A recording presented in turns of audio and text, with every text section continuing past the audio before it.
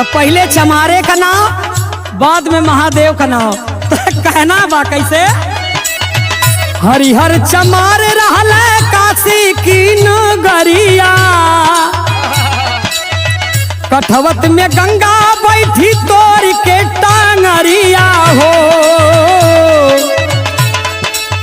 हर हर महादेव खूब बोला पूरे दुनिया में, हर हर महादेव खूब बोला पूरे दुनिया में। धरती पर भायल जय जय